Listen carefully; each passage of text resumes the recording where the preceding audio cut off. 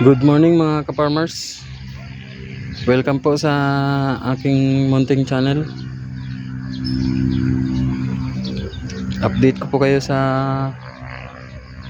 aming itinanim na sitaw at okra. Bali mga 2 weeks na po simula nung itinanim namin itong okra at sitaw. Direct seeding po siya. Ayan.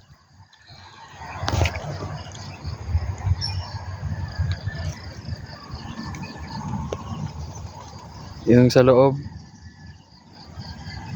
sitaw at dito sa labas ay okra. Yan.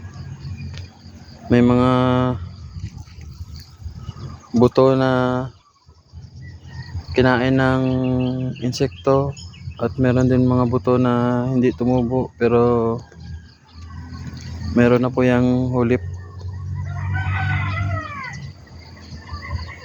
Tinaniman po namin ulit yan para walang bakante.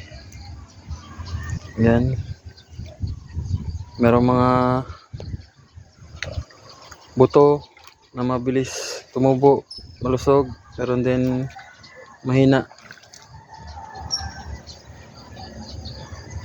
Mga 600 na puno po ito lahat ng sitaw. Yan, dalawang plat lang. Kabilaan, yung sa labas, okra. Yan. Dati po itong palayan pero kinonvert namin sa gulay. Mga ka-farmers. Yan. Umusbong na po yung hulip namin. Sitaw.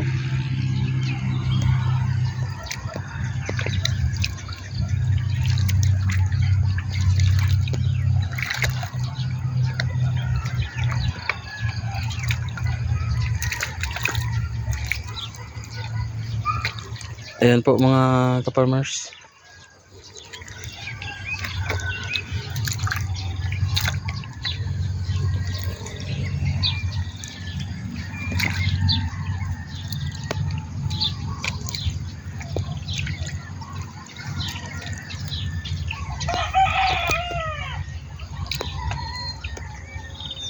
Mamaya sprayan po ito dahil meron na siyang tama ng leaf miner. Ayan, leaf miner.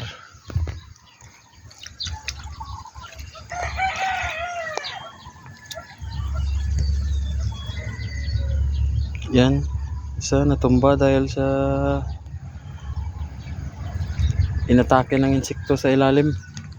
Pinakain yung ugat.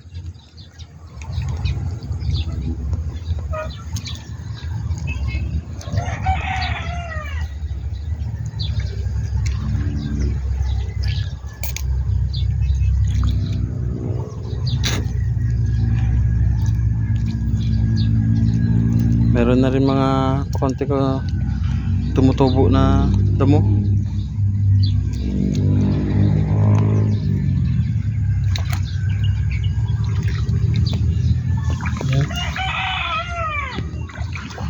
At saka meron po ako ditong tinanim na alugbati. Ayan. Lilipat po namin yan pag lumaki na mga ka-farmers.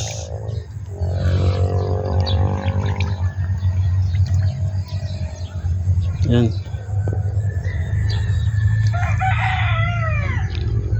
Palayan pa yan mga ka-farmers. Kinonvert namin sa gulay.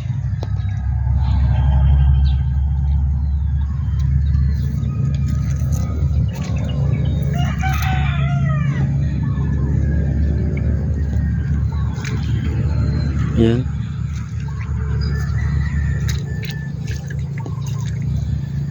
Sana makaabot po ito mga ka-farmers sa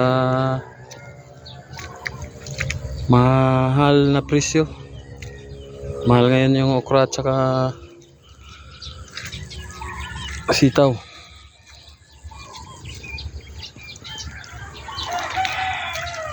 Yan. Hanggang dito na lang mga ka-farmers. Maraming salamat. Update ko po kayo ulit sa susunod na linggo.